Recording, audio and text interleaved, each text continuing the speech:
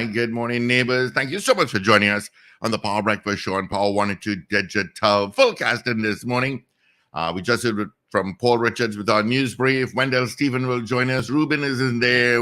Richard Raghubarati will come on shortly. My name is Steve Khan, giving you company until 9 o'clock this morning. All right. Let's take a look at the WT, see what's happening straight off the bat this morning. I got nothing to tell you about. Did you all see that accident yesterday in Cuba? Ooh, horrible. But I got nothing, no activity really to tell you about for traffic this morning on our nation's roads. Let's take a look at the weather. 25 degrees on both islands. Yep. Piarco International Airport, Crown Point and Tobago, and they're saying today is going to be pretty much sunny. And despite a few lingering showers here and there, there's a low 30% chance of isolated heavy afternoon shower favoring western areas and mostly fair evening. All right, that's the WTs. And quickly, let's see who sent us hellos first thing this morning. First off the gate, we got Maria Marva, followed by Oliver Manwaran, DJ Ray out in Delaware, Wendy Ann, Trini in Boston. How's your air quality this morning? Miss Ingrid out in Tucson, Arizona. We got Dennis saying, thank God it's Friday. You could say that again. Carol Guevara saying the same thing. TGIF. Edwin Marshall watching us on YouTube. Marcia Rock. Have a great day as well, Marcia. Kazim Mohammed, good morning to you as well. Paul Richards, good morning to you as well. Good morning. You know I'm on fumes this morning, right? You're on fumes? Just really? What time did Parliament finish? 2:30 a.m. Are you kidding me? And I'm here, so you should be really grateful. We are grateful. Can I get a grateful from our people on our message board? Just send grateful. Just send grateful. Those on YouTube as well. Just say grateful. That's all. Yeah, you'll need a couple more cups of coffee for sure. Brenda Isaac. As the guys log on, I'm going to take a nap and come back for the news at 7. It'll be that's a power nap, boy. Yep. You know, as Richard comes on, I'm gone. Yeah, I don't know what time you got there. At 1:30. 1:30 p.m. Yeah, that should not go that long. It's cruel and inhumane treatment. Wait. Is that Keith Clifford? Dr. Keith Clifford that's messaging us here? Could that be our long-lost friend? I can't even... I saw him recently at Lennox Tuesday's book launch. Yeah, I saw you there. So good morning, Keith. You see Keith saying grateful. Edwin Marshall is saying grateful. See, folks are grateful there. Wendell, morning. Say grateful. Just start off grateful. Good morning. Good morning, Steve. Good morning, Paul. Good morning, Richard. Good morning, Trinidad and Tobago. And good morning, listeners all over the globe. It is a kind of mixed morning today. When I went outside to feed my fishes, it was kind of drizzly. You know. No, was it? But it looks like to be a beautiful day. I'll spend the day again at the Queen's Park Oval, as I did yesterday. Let me ask you something. And he's an excellent gynecologist from what I hear. Would you let your wife go to Dr. Keith Clifford? That wouldn't be up to me. Keith Clifford, Brian Bocage, I know many of them, you know. But Brian is my personal doctor also. Imagine your wife in that room with Dr. Clifford. But imagine Keith, you can stop grinning now, you know, Keith. I know you're grinning. Imagine Dr. Tim Gopi Singh. You ever see the size of his hands? I'm not even entertaining this conversation. Okay, I just said. I'm not entertaining this conversation at all. I'm just saying. But good morning, Keith. It's been a while. Yes. I haven't seen you in so long. Hope all is well. Yeah. I remember once he was having some fun with Penny Commission and saying, let me be a gynecologist. And again, she said, not on your life, Keith Clifford. I am the best. Like she say, I know you're the best, but not in your life, no. And he's a charmer, eh? Talking He was about smiling. enjoy your job, he enjoy his job all his Yeah. career. You have a right to retire now. Look, he's grinning. He's grinning. I'm sure he's I'm grinning. sure he take a little case now and then, pro bono work now, pro Yeah, bono. I saw him in a picture when David Rudder had the concert down at Soundforge. Remember? Yeah. He was right next to the Prime Minister's wife. I was watching him. I screenshotted it and I sent it for him. I say, well, a Dr. Keith is a Dr. Keith boy. I ain't about that, no. I ain't saying a word. We had Ain't a good about laugh. that. We had a good laugh. Yeah, but he said, I'm the real Dr. Keith. I ain't saying a word. But Keith is glad. I'm glad that you joined us this morning. It really has been a while since we've seen you. Maybe one day we'll give you an invite to come and just sit down with us via YouTube, not YouTube, Zoom or video. Yeah, man. Yeah, It's let been a me while. get my birthday greetings out of the way. Yesterday was a very good friend of mine's birthday. Is Sterling Francois, because I wasn't on. He listens to us every single morning. So belated birthday greetings, Sterling. I'm sure you had a blast. You always do. And today is Nicole Young, who is she's a candidate, former councillor in the Port of Spain Corporation. We'll have to remember to send her greetings. Marilyn Ambrose from down there in Cockreed. Hey, Marilyn, happy birthday. Jennifer Coffey. Also, I have Jennifer Coffey so many times. Yvonne Gonzalez and Laura Simonet. They are all celebrating birthdays today. Also, Lystra Adams and Darren Lee Singh. Happy birthday, Darren. My old partner, man. Yeah, happy birthday, Darren. Darren. Yeah. Over the weekend will be my son and my nephew, January. But July 23rd is when? Sunday? 23rd is Sunday. Right. So they're celebrating their birthday on Sunday. That's the same day of the birthday of Haile Selassie III. He's saying go to cricket, everybody. He retired, you can go to cricket. Who's that? Dr. Clifford? Yeah, he's a cricket fanatic too. He's a cricket fanatic also. Yeah. What was the final score though? Something before. 280 or thereabouts for 4. I left just before the end, naturally, because I can't take the rushing and traffic and so on. Speaking of traffic, folks, keep in mind that the avenue will be closed. Part of it will be closed this afternoon. So just keep that in mind. Yeah, I think they're doing some street parade. Tribe is doing a parade. Yeah. It's like street theater kind of thing. So yeah. They did it last year. They did it. It's from Rosalino Street to the square.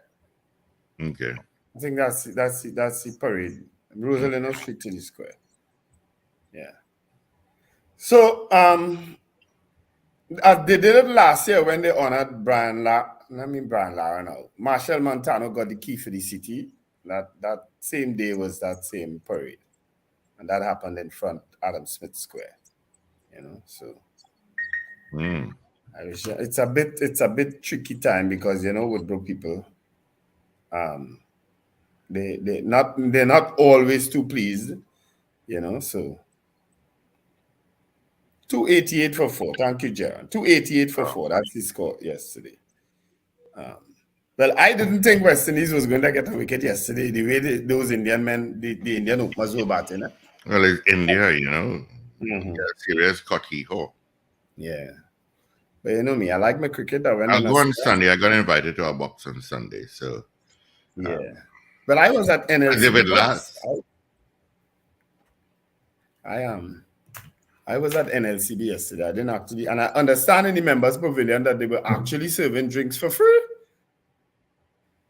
Well, look at that. When my partner, the next doctor, Dr. Keith Clifford, a real good partner, Dr. Brian Bukaj, he was at the members' pavilion and he called me. I said, well, come across. And he came across. He said, but they're serving drinks across there for free. I said, you have to be joking. In the members' pavilion? He said, yeah, first time ever. So well done, Queen's Park. So, but I stayed where I was. Keith Clifford said it's 288 for 4.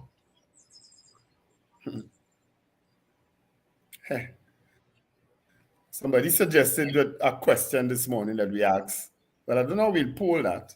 But yeah, we could poll it. How many he said he has never been, and he is saying that he wondering how many Trinbagonians have never gone to the Queen's Park Oval as well. Have you ever been to the Oval to watch cricket, Paul? On 2 occasions. You could actually count it. Yes, because you all know I'm not a big cricket fan. Yeah, okay. Keith Clifford said it's too early for that kind of job. I so want to say something, but Keith, I do. Because I'm leaving it alone. I mean, 2 years, you said. I'm thinking what time he opens his office. No idea. Good morning to Slick Somebody Money. just told me he spoke to Dean Akin and he said no parade, just Adam Smith Square. Also, they're not doing the parade. Okay. Yeah, but it just means that mean Adam Smith Square. Well, that probably was a compromise because of some of the complaints that started to come. Because they have set up already in Adam Smith Square. I have seen it. You know. All right. Well, I guess all's well that ends well. Okay. Functional half-time this morning, so. Well, you done almost empty, I would say. Guy Small, good morning to you. Ms. Maloney. Brenda Isaac, good morning to you all as well. Mr. Carapo and Dennis, good morning. They're all saying grateful. There you go, Paul. Feel the love? You feel the love, Paul?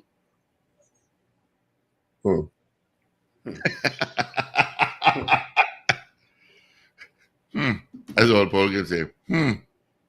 But Parliament should not go out of good nature. But Parliament should not go till 1:30. But that wasn't the record. 4:30 is the record. 4:35. Yeah, that's ridiculous. That is. Where that happened?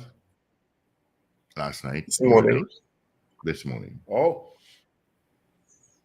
Sir. All right. That was about the procurement bill? Yep. The amendments to the procurement bill? Yes, sir. Oh, was it passed? Yes, with some amendments. So it went to the Senate also too? It had to, yes. All right. Was it passed in the Senate? With some amendments. By the same people, the lady called Eater Food, and whom she asking after not to support it. She blasts all the independent senators as Eater Food and only voting with the government. And then little while after, where you going? And then little while after, she coming back to say she... Not this morning. I ain't going to try this morning. I was signing up and going lie down one time and chill out. I ain't going to try this morning with you. I'm not going to try with you this morning. So if you want me to stay here, stop your tantrum. The okay? Truth? You don't want to hear the Please. truth? And right. Then the opposition leader it's Friday. Ease me up. You begging? I'm not begging. I just saying I will leave. Okay. Because I reminded you of what an opposition leader said. The truth. Because I'm speaking the truth. You want to leave the show. I'm not attacking you. I'm defending you, actually. I'm defending you. Play back when she said eat of coal or eat of food. And then play back the other day when she said she hoped the independent bench could do something about this and put a stop to this thing. Play the 2 clips. I also have a clip of Gary Griffith. Somebody sent it from me on Facebook. When he and Jack Warner were colluding back then and talking about Kamala Persad-Bissessar about her 5-day work weekends and how. And then the other day he had a platform saying, of all 4 prime ministers, she's the hardest working, getting up at 4 a.m. Listen, politics not disgusting now, you know. I think Gary has, how do I put this diplomatically? Has quite a lot of explaining to do, given his position on the UNC some years ago, 8 years ago. But not even so much as 8.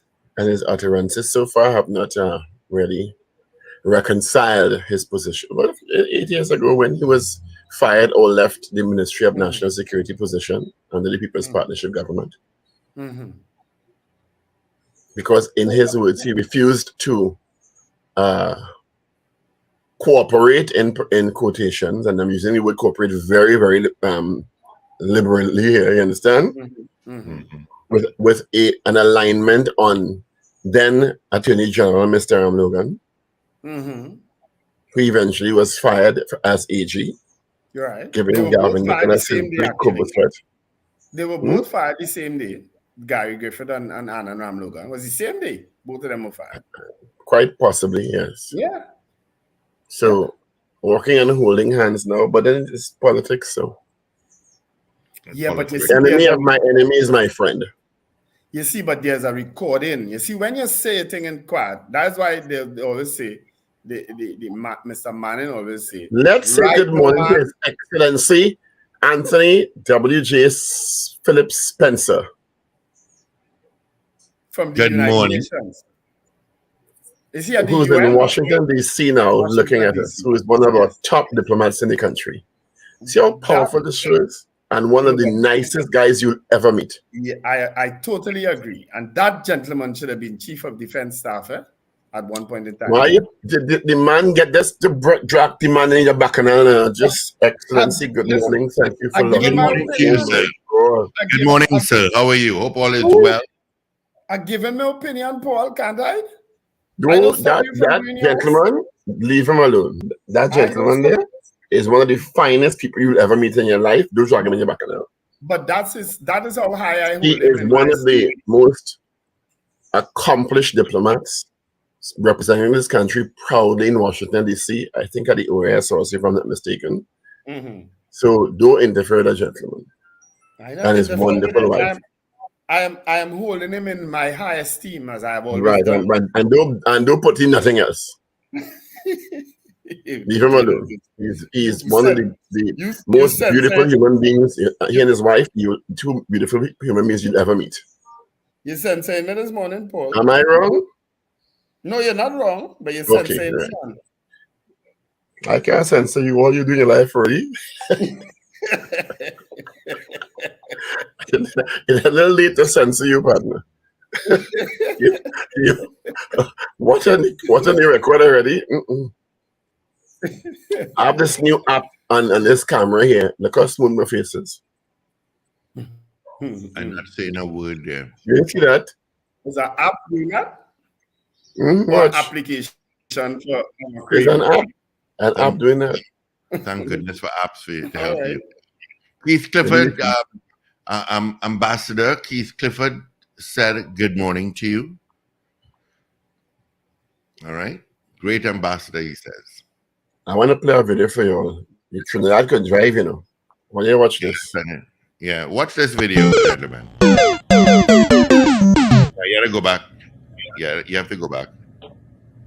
I sent it to you this morning. This was the accident.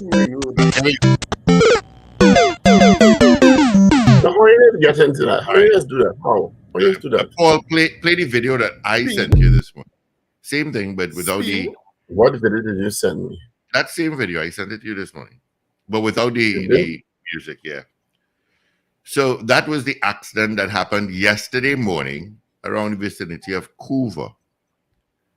And it's I don't know. I really do. It closed off the entire highway. You couldn't drive on the highway. When you send this video, Steve, hold on, let me just double check it here. I just sent you one you might want to play. All right, I'll send it back. No, Wendell. just looking at the title of that video. Forget the wording. No, afraid you. I don't know if you could play the. It's just song. It's just voice notes, you know. All right, Paul, you have it now. I afraid you.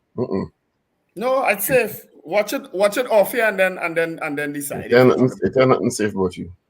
This is the video of Gary Griffith talking about Kamla Persad-Bissessar and how work ethic back then and how work ethic now. That's all it is. There's nothing bad in it. You play it back yourself. Paul, the ambassador, sends a message here so you can read it.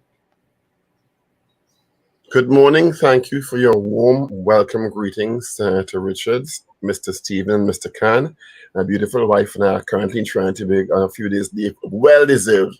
I hope to see you while you're here, Ambassador. I'm glad that you're here enjoying He's in the Trinidad. beautiful Trinidad Republic. What's that? He's in Trinidad and Tobago now. He's here. It seems so. All right. But he worked very, very hard. Enjoy a snow cone, a doubles, and a coconut. I'm glad that he's here. You know, he's such a nice guy, let me tell you. Yeah. What Keith, what's it called? Magic app or something like that? What's that? Let me see. It's a facial app, Paul. My Yep. How we do that? It's pulling your I skin don't back. need that. I don't need Yeah. I don't need that at all. Okay. Let me see. Yesterday I was all here and I hate here. Mhm. Uh-huh. Even going there. Dr. Keith Clifford, stop laughing and grinning. I don't like Yeah, here. it's like here. All right, No, Paul, at you least on me. let me say that there on me. Keith said to fix. Right here. Okay. I hear you, But partner. that's a little link for you to join us. Do I have your email? I hear you, partner. It's right here. On me. Okay. Yes. I went I left the Oval and went straight to the barber. Oh, here you're talking about. Okay, all right. Yeah. And here underneath my chin. I'm basically hairless. Stop. Please. Stop. I'm telling you. Please stop. Please stop. Please stop. Please stop. Please. Oh, my hands. I have no hair on my hands either. We don't need to hear anymore. Please stop. All right. We don't need to hear nothing but your anatomy. Nothing. All right. I So hear I guess you. this is the video of yesterday morning. But Why what you is jumping he like in doing? that case, sir? He overcorrected. He lost control, right? Of course. Poor fella in the pickup. I had to say, poor man taking his Yeah. time. Watch it. So he's driving. He's on the left. He's on the right lane. He would have seen the car on the left lane because I am seeing it. He And put on his No, indicator. he tried to overtake and do strippiness. he tried to overtake and then, Yeah. He and tried then to go realized, back to oh, the shoot, left lane and do foolishness and pull back when he realized there was a car there and do foolishness. He was driving like a nutcase. Trust me, watch. Because if you watch, That is not he case put on his driving. indicator and look. yeah, poor fella in the pickup. I feel it for that fella. There's this kind of foolishness, sir.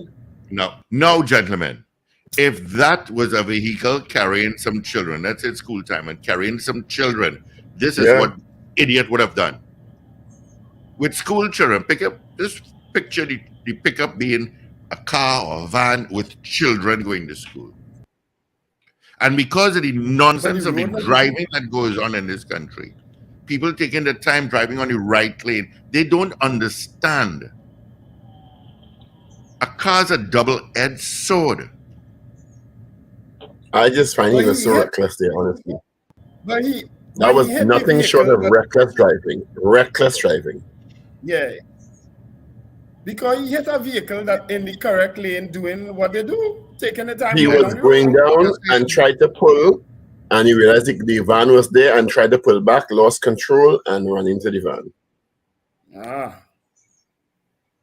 And you're overtaking a wrong, what do you call it? How much wheeler? A 12-wheeler. Yeah. Or a 16-wheeler. At this point, he would have seen that a car is on the left if he was paying attention. So imagine you in that van driving, minding your business, and this thing hits you. Yeah. And look at the guy. He actually came out, thank God. I don't know. No? No, but Them could imagine. do some foolishness. Imagine. And this is an explosion in Johannesburg. A gas explosion.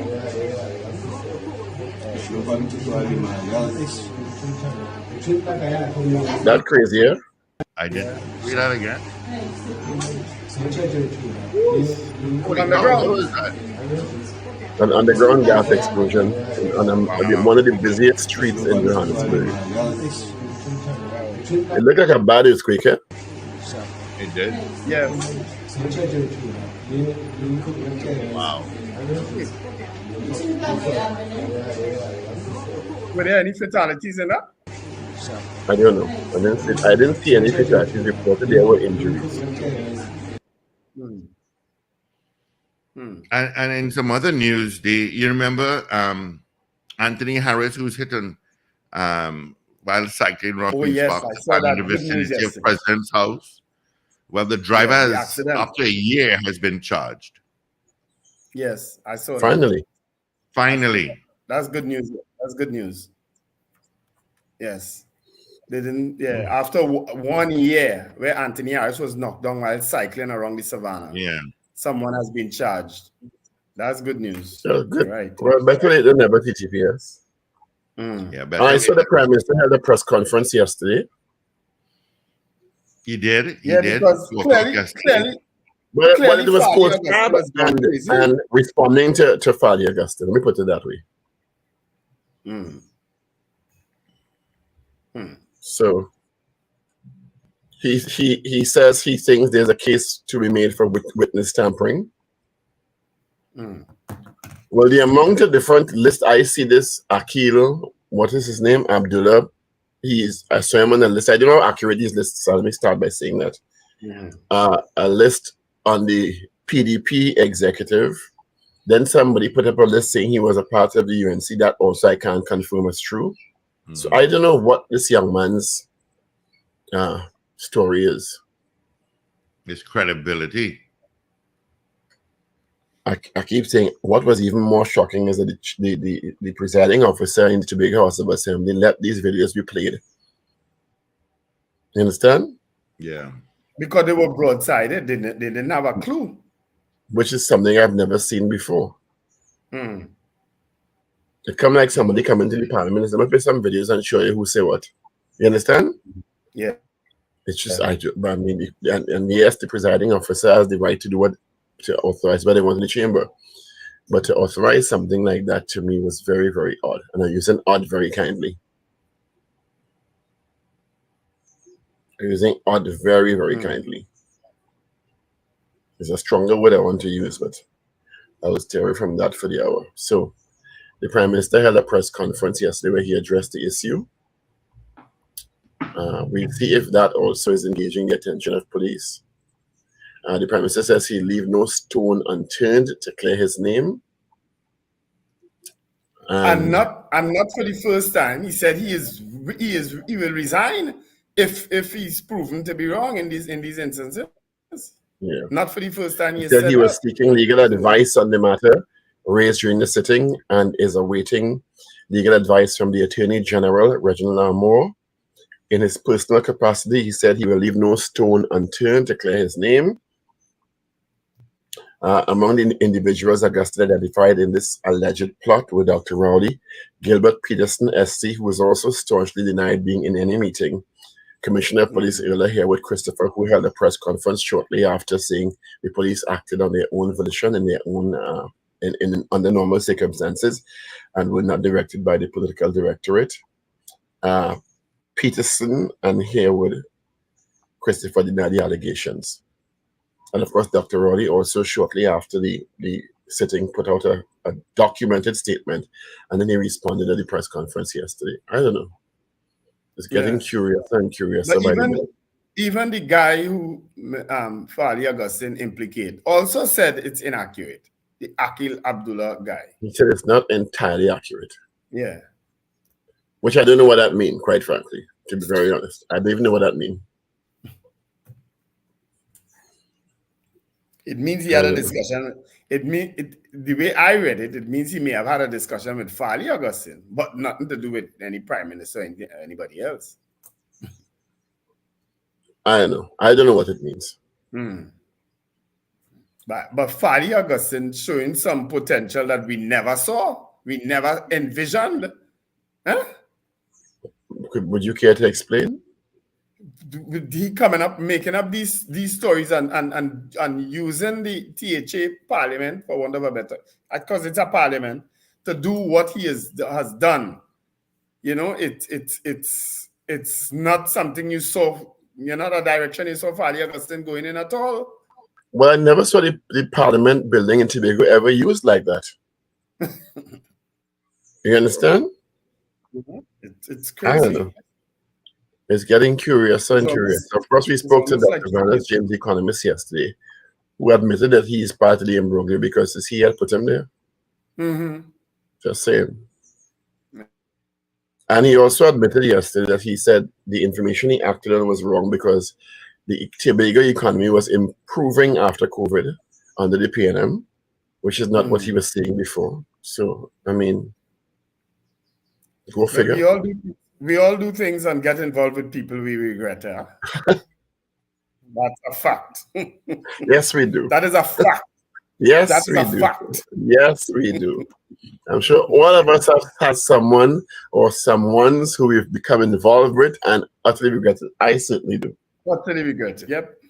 Yep. In both personal and professional capacities. Oh yes. Would you care to share? No, I have too many. And maybe it's you're attracting a certain kind of person. Maybe because of the type of person I am. Oh. I'm that Libran whose scale remains that way. It never tips. But when you tip it, you generally tip to the lower side and you fall off. If you're on that scale, in other words, if you're on that scale with me, you generally tip down and you fall off. And how many people have suffered that fate? I do ever throw off people. You don't throw off people. I probably don't help them from falling off. I don't stop them. I don't save them. I just let them slide their way off. They go their way. Maybe it's you. The common denominator is you, right? I'm sure it's me. Yeah. Once you're aware that you are the common denominator, drama. I faced that reality long time. So maybe you need to take stock of yourself, sir. And trust me, I've been trying. And see what you're doing in the words of the is to cause these things to happen. Trust me, I've tried. Should we do headlines? Yes, we should. Yeah, you want to do headlines all of a sudden fast. What's your?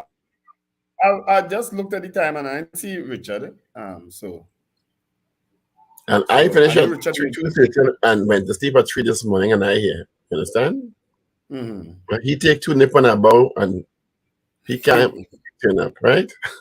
Anyway, it's 6:36, 24 before 7 o'clock. Let's start with it is July the 21st. Let's start with the Guardian. Rowley goes after Farley, says he leave no stone unturned to clear his name. Businessman stabs bandit during robbery. Man 61 stabbed to death at home. 13-year-old among 5 killed in St. Vincent overnight. Wow, St. Vincent getting on too.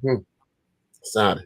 Man 54 remanded on 4 sexual charges against daughter 14. KFC turns 15 Trinidad and Tobago. Who knew? 10-1 rum named one of the best in the world. Driver charged in Anthony Harris's hit and run. Tobago teen gets 95,000 bail for sex acts to girl 13. And 4th monkeypox case identified in Trinidad and Tobago. And I believe that case has no travel history, correct? Yeah. Yes. Let's go to the Newsday now. Independent Senator criticizes new procurement bill. Ministry of Health confirms 4th monkeypox case. PM calls for probe into Chief Secretary's bribery claims. Imber, 4 months to buy a drinking glass under current law. JCC Chambers amending Procurement Act must be reconsidered. Analyst, Chief Secretary must support claims with hard evidence. And Lebre pensioner murdered. Let's move now to the Trinidad Express online, which for some reason doesn't update. I can do that for you. I have it up already. Please do. Thank you. War on Farley. Prime Minister Dr. Keith Rowley yesterday said he has been abused by the THA Chief Secretary. Big business at trade convention. Tribe Carnival Sunset Weekend starts today. And don't forget, it's not a parade. It's just the event at the square. The police apparently revoked the permission for the parade. Outgoing NCB executives deny any wrongdoing. WASA forms partnership with NGC and exposing the world of monkey torture. Ex-boyfriend arrested over WhatsApp message. Driver arrested and charged in death of cyclist Anthony Harris.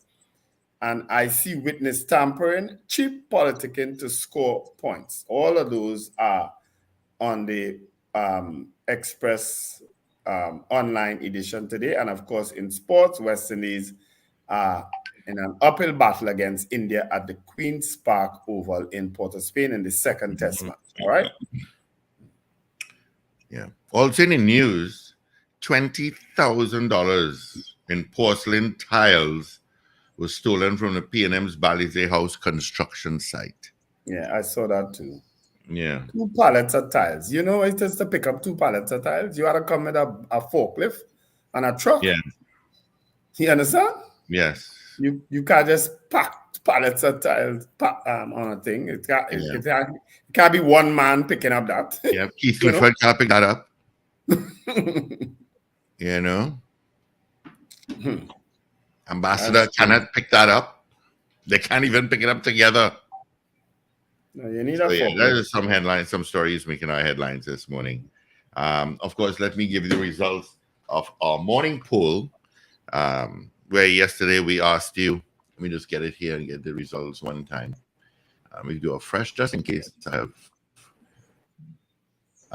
new results. Let me just pull it up here quickly. As I wait. All right, here we are. It's appeared. Here we are. All right. I jump on it. I get frightened, yes.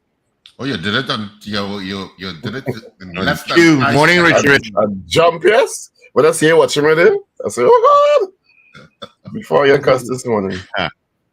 Morning, All right. morning. Well, let's get the results of our morning poll. We asked you yesterday, do you believe the allegations as presented by Chief Secretary Fali Augustin?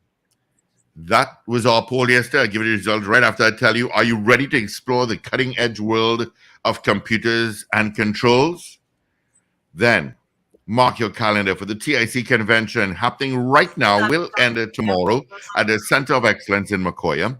Visit the Computers and Controls booth and witness the future of communication with PBX voice over IP technology. Enhance your network security firewalls. Discover the power of seamless connectivity with access points and take your business online with EasyCart. And wait, there's more. There will be loads of exciting freebies that you won't want to miss. Join the Computers and Controls team for the TIC convention on right now till tomorrow at the Center of Excellence in Macoya. Computers and Controls, where you can unleash the power of technology and gain valuable insights that will shape your future. Our poll yesterday, do you believe the allegations as presented by Chief Secretary Fali Augustin? The results are in. 63% said no. All right. Thank you so much. Let's say good morning to a few folks that are joining us. The great Rena Boodoo Jennings, good morning. Anthony Tinto, out in Ontario, Canada. Edwin Marshall, Guy Small, good morning to you all. Mike Black, Mrs. R, good morning. Slick Money Grip, good morning to you as well. CJ New York, good morning to you as well. All right, so Morning, let's get Robert. into each poll. Morning. Listen, I went to sleep at 3 o'clock. You know, no cargo morning there, you know, because you went to sleep way before that. Okay, Not try your really. best. Not really. That Well, much. I was doing the work of the people. You're doing the work of something else. I was doing theater work, sir. You know what you call it now. Yeah, always have. Theater. There's always something to act upon, you know. Exactly. That's something and someone. No such Like we should get fantasy. the app too, boy. How Richard feels looking smooth, so. What app? There's an Yeah, app? you all need an app for that. I You don't think need I any. you think I wake up in the morning looking like this?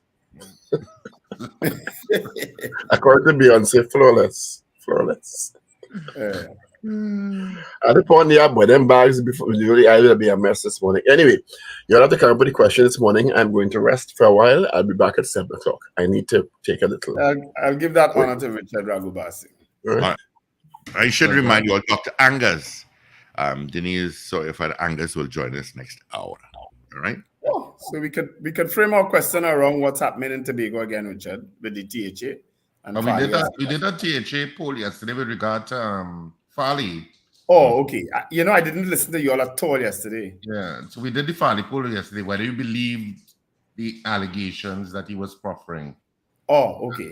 with regard to I would suggest a possible question is, do you think Akil Abdullah is a credible witness?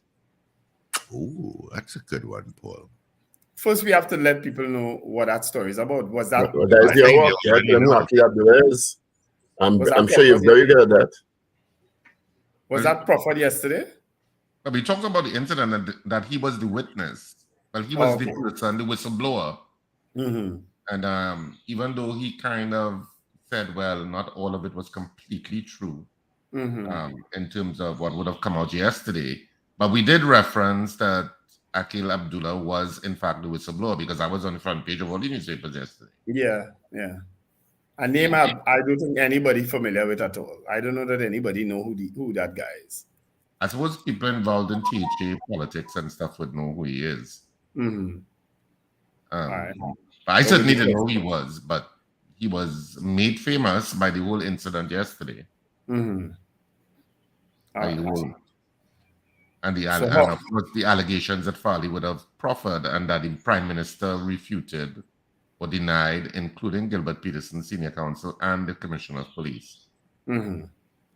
They've all denied and refuted what was said. So what were the results of that poll yesterday, though? Well, Steve just read it. 68% Just read it. said no, they did not believe the allegation. 63%, yes. 63%, yeah. No, they did So not believe the allegation. 37% believed it? Wow. Okay. Yeah. And yesterday when we did our poll, I mean, the vast majority did not believe it, but they had about, maybe, I wouldn't say it was nearly 63 in our poll, but maybe it was around that. Maybe closer to 70% maybe said no, they didn't believe it. All right. And the other few said yes, they did. So, I mean, we could say, do you think Akil Abdullah is a credible witness? I don't know what else you all discussed this morning, if any poll came out of what you all discussed. Well, not really. I would not have minded, but Paul didn't want to play the little clip of Gary Griffith condemning Kamala Persad-Sessa 8 years ago about her work ethic, and then a few days ago praising her work ethic and saying she is the hardest working prime minister out of the 4 prime ministers he ever worked with. I just find that funny. I thought playing the clip might have cleared up, and then we can ask a question. Which one do you believe? All right, gentlemen, so let's get into this morning's poll. Do Do you think that, what's his name? Akil Abdullah is a credible Akil witness? Abdullah is a credible whistleblower. Mm-hmm. I should say, because he's not really he's a witness, I guess. Well, He's saying he's a witness. To be a whistleblower, you have to be a witness to well, do that. let's go to whistleblower then. Do you think just credible? He's credible as a whistleblower in the matter. Yeah. 222-8255. North Americans, 866-525-1099. You could tell us via our YouTube. For those on YouTube, you could message us and tell us yes or no on our mobile app and our website at power102fm.com. You can do that as well. All right. And of course, give us a call. Let's take our first call this morning. Good morning. Yes. Good morning, gentlemen. Morning. Well, I'm glad Richard is in because the question I want to ask is like on a legal slant. If I record someone speaking and then someone else play the recording to an audience, can that person who just played it be charged for like or brought to the court for defamation or something like that? Although he didn't say, he played the recording. I was looking at the situation with the recording, and well, to me, I heard the Defamation. Well, if accusation was made by the person who was being recorded and not Farley. So I don't know if there's some legal, thing between. if you're looking at defamation, if you're saying defamation, you're saying somebody is saying something about you that's untrue and not factual. Because the defense to defamation is that it's the truth.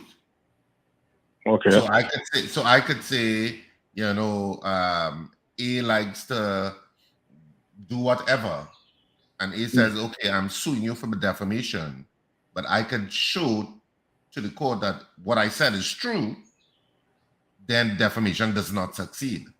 But I understand that, but what I'm saying, if somebody else say that, you say that, can that person be brought to the court for defamation? Or like how far? If it's not true. Now, if I say X said, if I say that X said something, and I quote X, X could say you misquoted me, that you're wrong. I never said that.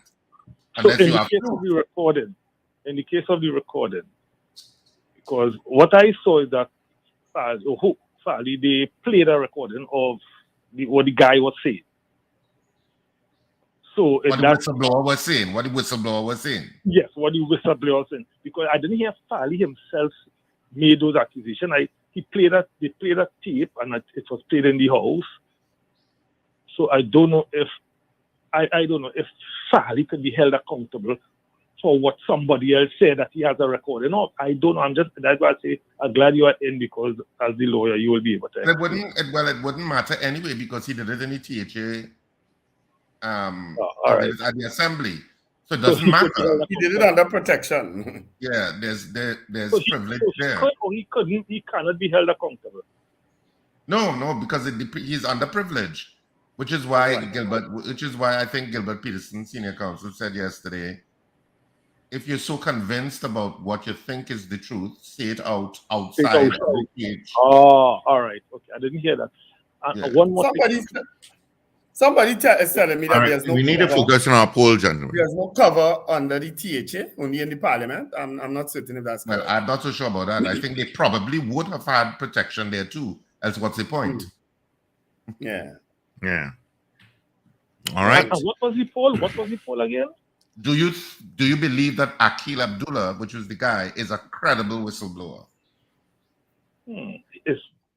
So he is actually, and he's a whistleblower, and I heard something about witness tampering. So he's a witness in the case against Farley also. But we're not going down that road. We just ask him if you believe he's a credible whistleblower. Yeah. All right, I can't say. I don't know the guy. I don't know the guy. I just first time I heard about him was when I saw the. Yeah, it makes two of us. All right, thank you. I don't know. Okay, I'm all right, bye. All right, so let's get into GB says not credible. Mr. Karapo says my answer to the poll is yes.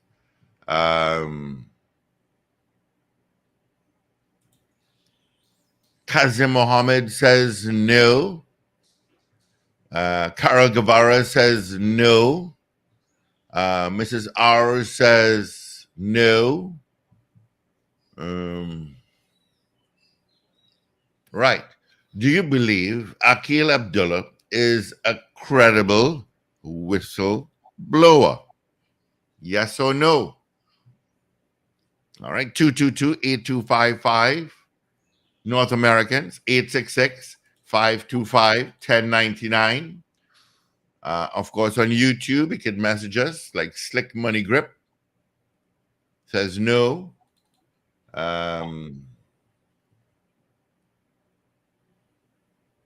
Yeah.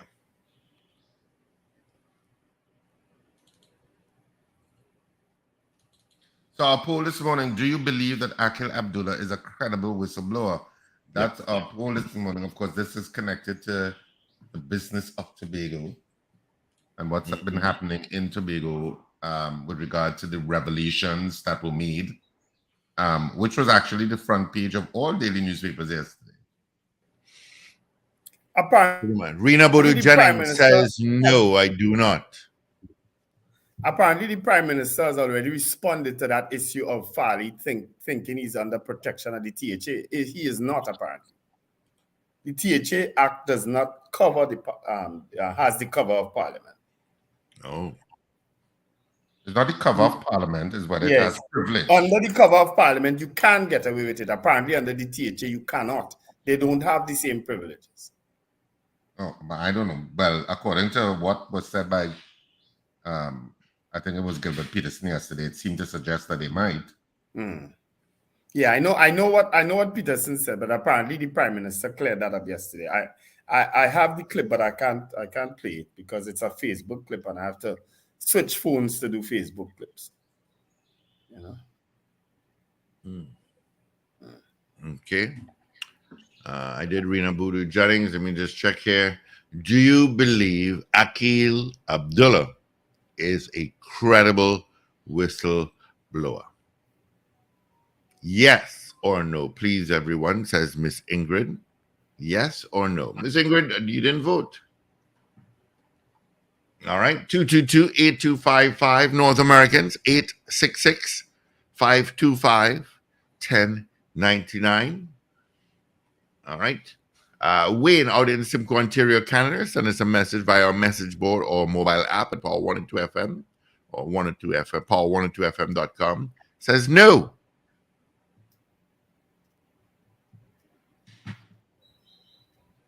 All right. Yeah. And you can give us a call. Let us know where you're calling from as well. All right. We appreciate it. Like to know where you're calling from.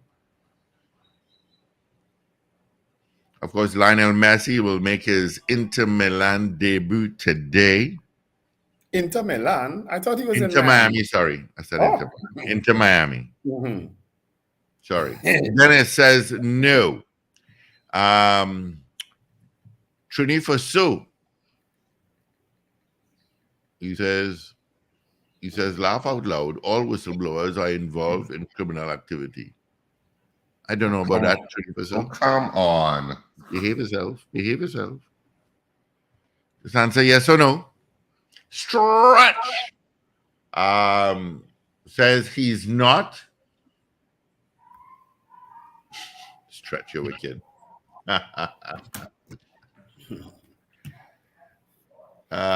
Anybody named Stretch had to be a wicked person, do you know? Just by virtue of that name, Stretch. I'd come like Slick Money Grip. Yeah. All right. Let's see. Any more votes coming through here? Let's check here. Okay, nothing there. Come on, people, vote. Do you believe is a credible whistleblower? Drews, good morning, guys. No to the poll. So our poll this morning, do you think Akil Abdullah is a credible whistleblower? That's how he was portrayed in the revelations of Farley Augustine and the Tobago House of Assembly. Sorry. Do you believe he's credible? Yes or no? That's our poll this morning. 222-TALK, 222-8255, North Americans, 866-525-1099. People on the web and the app, of course, you can send your votes via the messaging portal there. And, of course, people in other parts of the planet, 1-868-222-TALK, 222-8255. Yeah, Edwin Marshall says maybe he's blowing whistle in a Jab band. Trinity Vasu says, I say yes. All right. You're wicked. Thank goodness it's Friday, the 21st today. 10 more days to the end of the month. The weekend has begun, people. It is Friday. Yeah. Put a smile on your face. It's the weekend. It's the weekend. The weekend is here. Next weekend will be a pay weekend. So you know this is borrow week. You know. Every week is borrow week for me, yes. All right. Any more votes coming in as Evie comes into the studio in about a minute's time? Okay. All right, me.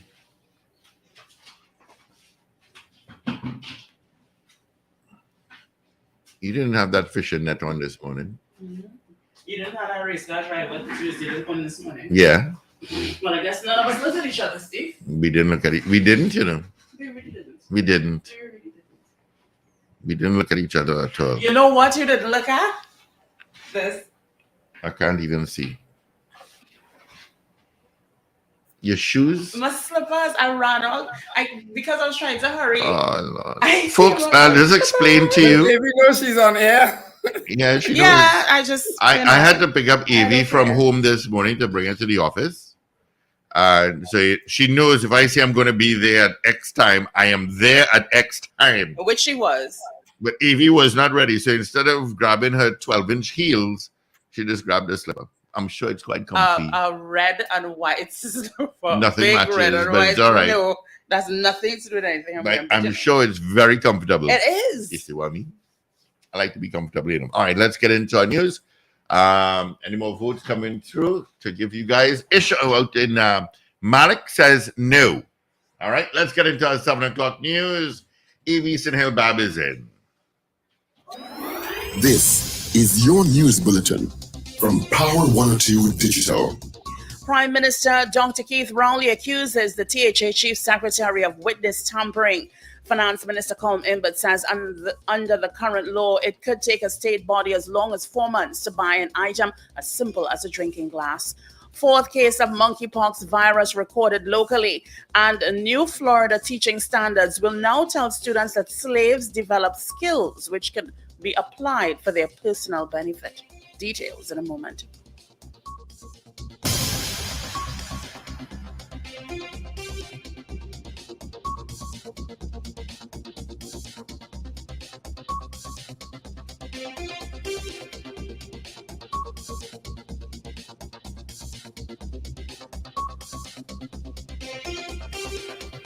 This is news to 7 o'clock on Power 102 Digital. I'm Avril Sinhill Bab. Good morning. Prime Minister Dr. Keith Rowley has fired back at Chief Secretary Farley Augustine, accusing him of witness tampering and attempting to pervert the course of justice in full public view. And the Prime Minister says he will leave no stone unturned to clear his name. He said that Augustine used the extraordinary sitting of the Tobago House of Assembly on Wednesday as a means to release information on a matter in which he was being investigated and sought to exonerate himself. Augustine implicated the country's Prime Minister, the Commissioner of Police, and the TNT Police Service, as well as the senior counsel, and subjected them all to defamation. Dr. Rowley said the whistleblower who was contacted by the police provided information, and the Chief Secretary giving details on the matter is cause for concern. He was at the time speaking during the weekly post-cabinet news briefing held at the Diplomatic Center, St. Anne's. Video that was allowed onto the floor of the assembly. The chief secretary, knowing that this gentleman who he was talking to was in the hands of the police, providing information and probably affidavit, I don't know, but he was contacted by the police. He said so in the video. So the police, in conducting the investigation in Tobago, had been in touch with this person. So the chief secretary then proceeded by special arrangement to get into the assembly, to use the cover of the assembly to engage in witness tampering.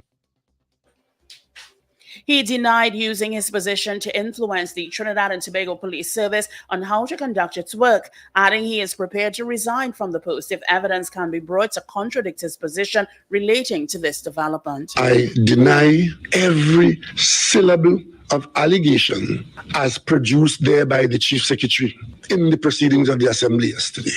I have not met with that person. I have not met with Gilbert Peterson in any proceedings of that nature. I have not sat with Ansel Dennis in any meeting to discuss any such thing. And I certainly have given no instruction to the police as to how to conduct or who to have warrants for or where warrants are to be executed or how warrants are to be executed. Absolutely. And I would once again say to the country that if any person could provide any evidence to contradict anything I have said about my own conduct, I will resign this office immediately. Dr. Rowley said he has instructed the Attorney General to take charge of the matter. Yesterday in the Tobago House of Assembly, the Chief Secretary, in a most amazing display of arrogance and powerful stupid, came in front of the country and pled guilty to witness tampering and pontificated on the conclusion of an ongoing investigation which he can be properly accused of undermining and obstructing. I have instructed the Attorney General to obtain serious legal advice on the way forward on this matter. Minority Leader in the Tobago House of Assembly, Kelvon Morris, says death threats have been made to him and his family. Mr. Morris said the threats have been reported to the police. He made the matter known during a news briefing held at the Assembly chamber. Mr. Morris said on 2 occasions in the Assembly, threats were made to him and the police service has been made aware of the development. I too had to report threats, and even inside of the house, on 2 occasions, a colleague opposite as well as a known propagandist of this administration issued serious threats to me, to which I have now reported to the Trinidad and Tobago Police Service. Finance Minister Colm Imbert says under the current law, it could take a state body as long as 4 months to buy an item as simple as a drinking glass. He made the comment on Thursday in the Senate while piloting the Public Procurement and Disposal of Public Property Amendment and Validation Bill 2023 to amend the Public Procurement and Disposal of Public Property Act 2015.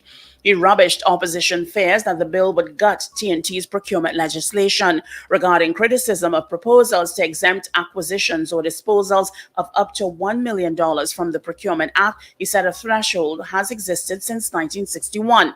He said under the Central Tenders Board Ordinance in 1961, the exemption threshold for an accounting officer's minor purchases was $10,000. It had been increased to $100,000 in 1983, $500,000 in 1984, and now $1 million since 2010.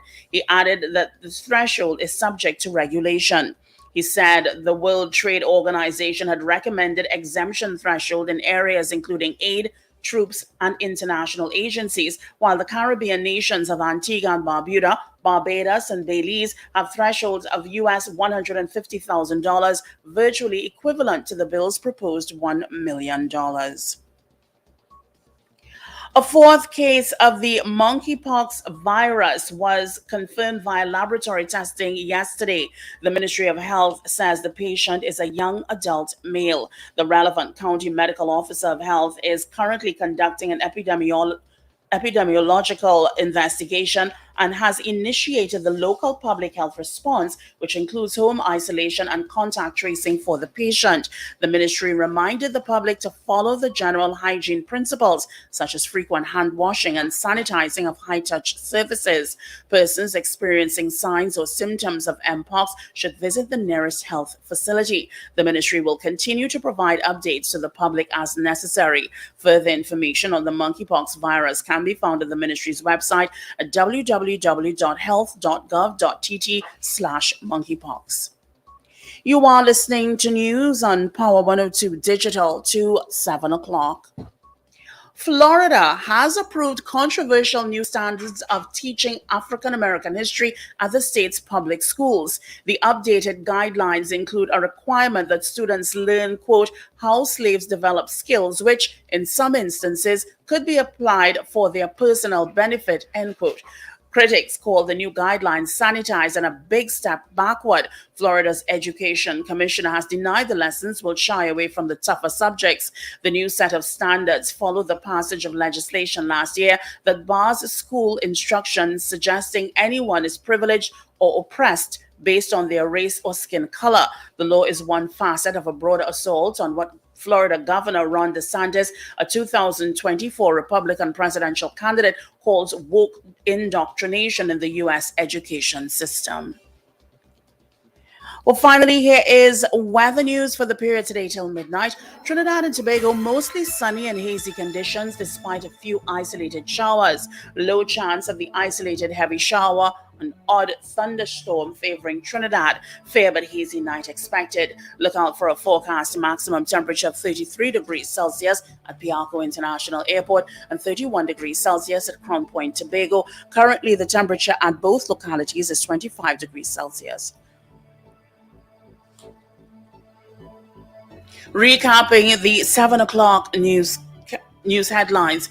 Prime Minister Dr. Keith Rowley accuses the THA Chief Secretary of witness tampering. Finance Minister Colm Imbert says under the current law, it could take a state body as long as 4 months to buy an item as simple as a drinking glass. Fourth case of monkeypox virus recorded locally, and new Florida teaching standards will now tell students that slaves develop skills which could be applied for their personal benefit. I'm Avril Centil Bob. That was news to 7 o'clock on Power 102 Digital. Look out for more news in detail coming up at 12 noon and an update coming up at 8 o'clock this morning. For more details, log on to power102fm.com.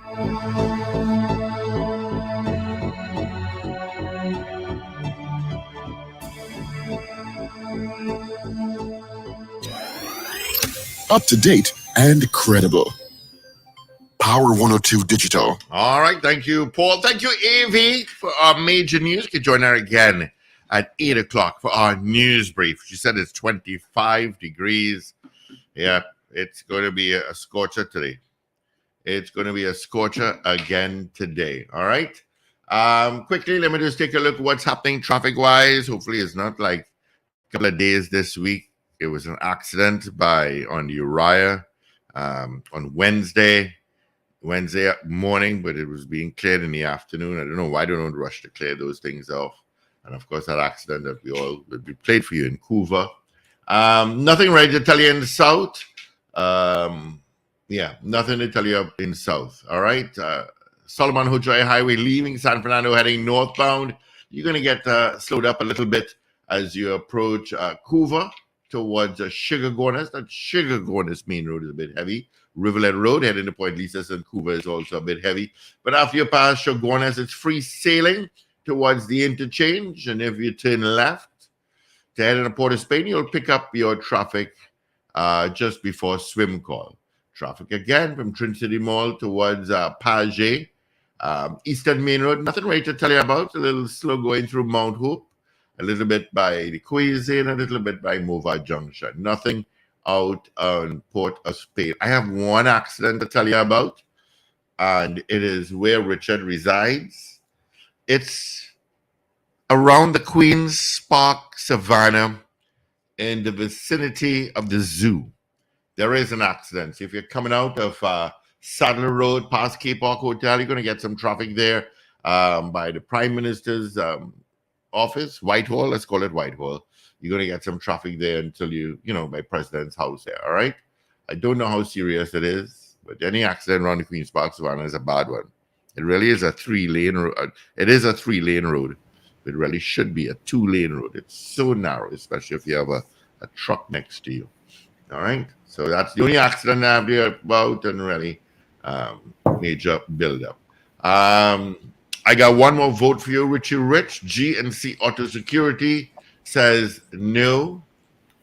All right. I'm just going to do a fresh here and see if I have any more votes. I have to do that every so often. And it takes a little while. Of course, Dr. Denise Soifat Angus will join us in about 5 minutes or so, a little longer. 7:20 this morning. What time is cricket today, Wendell? The cricket starts at 10 a.m. Yeah. And it's only a 2-test match, am I correct? It's only a 2-test match, yes. Okay. So we've lost the first one. And this game finishing by Saturday. By tomorrow, it's done. But I think what was disappointing with this game is the wicket, that they expected a grassy wicket for the fast bowlers. Because after 9 overs yesterday, we were already bowling spin. You understand? The wicket looks dead, flat and dead. It looks like a batsman's paradise. So let's see what happens today, because Yeah. we've gotten 4 wickets with four very good balls, I have to say, especially the one with the spinner ball, you know. Because to bowl long a man on 80, you go at his best. You understand? Can't be easy on that kind of flat wicket, you know. But he really did bowl a beauty and bowled Rohit Sharma with it. That is Warrican. And we'll see if we get them out by first, let's say by lunchtime. It should make for interesting batting after lunch. It should. Mhm. It should. Leonard Mike Naipaul, good morning to you. Rambo. Rambo. I say no to the question. All right. Thank you so much, Rambo. All right, Richard, you want to give us the results of our morning poll? But just before we give the results, I was looking at the THA Act Wendell to try and verify whether there was some sort of privilege or not. And according to 2503 of the Tobago House of Assembly Act, well, Chapter 2503, no, I don't know if this was amended. I have no reason to believe it was, but what it says here in Section 70 is, Section 72, no civil or criminal proceedings may be instituted against any member or other person for words spoken before or written in a report of the Assembly or a committee thereof. In other words, in other respects, the powers, privileges, and immunities of the Assembly members and committees of the Assembly shall be such as may from time to time be prescribed by Parliament, and until so defined, it shall be those that apply to the House of Representatives and its members and committees. Right, but what about the playing of audio tapes, like what was done in this case? Because these weren't the words of a sitting of an assemblyman. Well, for words spoken before or written in a report of the Assembly or committee thereof. So to me, that's broad enough that a court is going to interpret that as being covered, in my opinion. In my opinion, I think a court is going to say it's before the Assembly. Were you able to play what the Prime Minister said? No. I sent that in our group chat. Oh, because I can't play it because it's a Facebook video. I can't play it. Yeah. But to me, that's broad enough. To me, that's broad enough to cover it. And I would want to lean in fact, with what Gilbert Peterson, Senior Counsel, would have said. Because he'd be quite familiar with the THA Act. Well, time will tell. And I think the issue of privilege is that you can't cherry pick. Yeah. Which is what I think you're seeming to suggest. That because it is a particular type of recording, that maybe it doesn't come under privilege. I don't think privilege operates in that kind of cherry picking way. Okay. At least that's my interpretation. Yeah. But it can go to court, and the court ultimately decides. Yeah. Whether that interpretation is correct or not. But as for the poll results, do you think Akil Abdullah is a credible whistleblower? We had 13 people voting in the allotted time. I don't know if I missed anybody. But anyway, according to what I have here, 13 people, 11 people said no, they don't think he's a credible whistleblower. 2 people said yes, he is.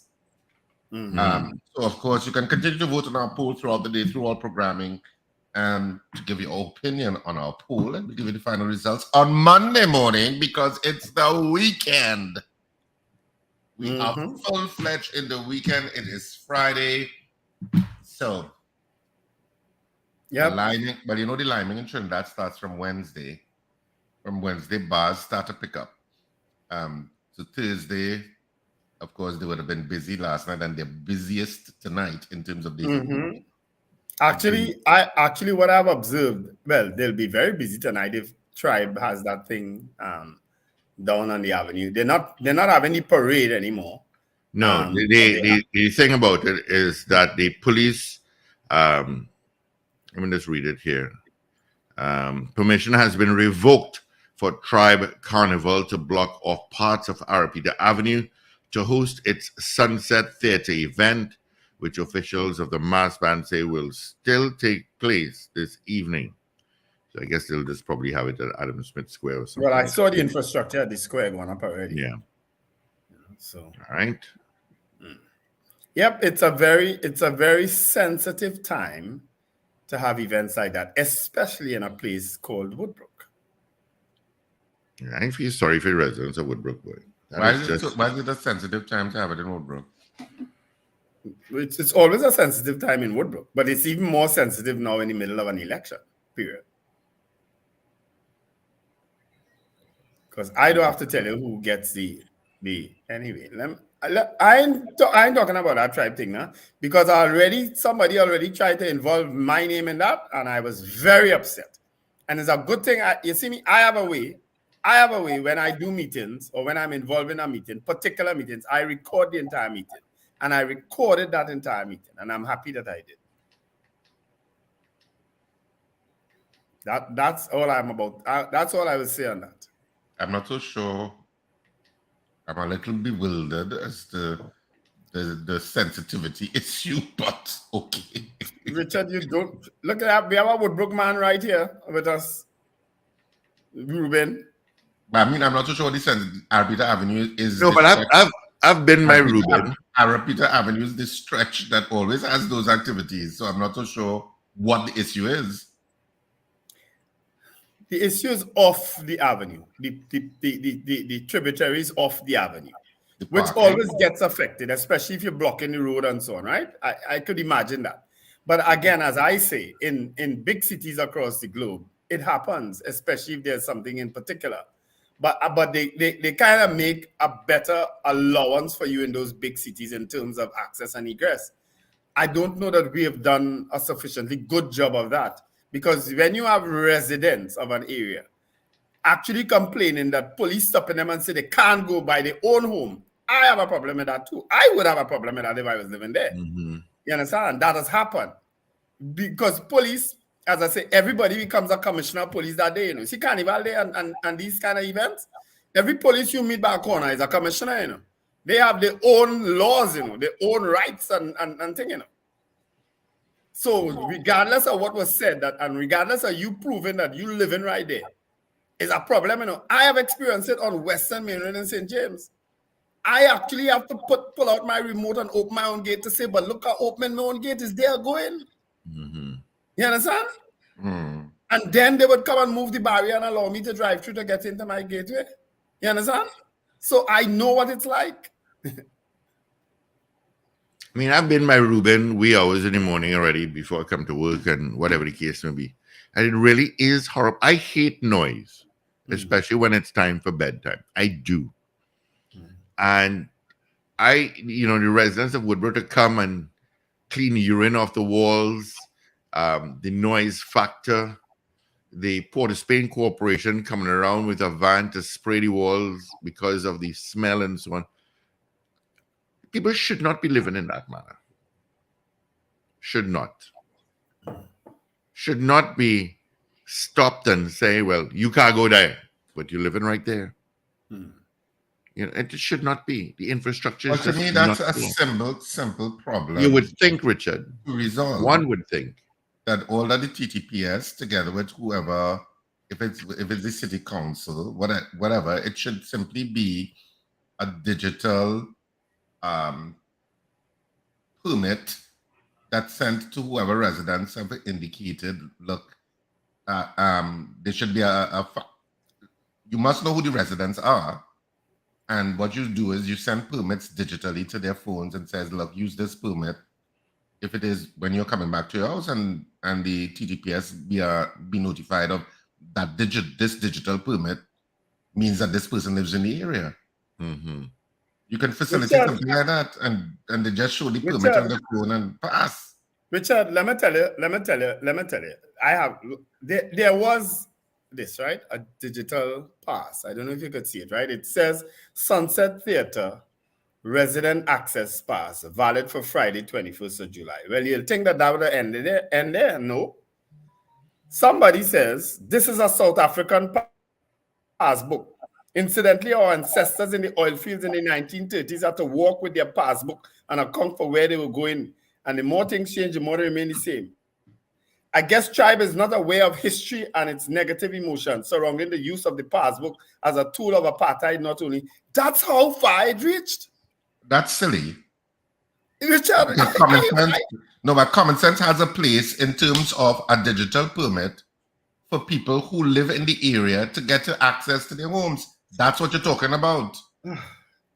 If you want to bring up some historical thing from it, that's your burden to bear. Put it on your shoulder and bear it, sir.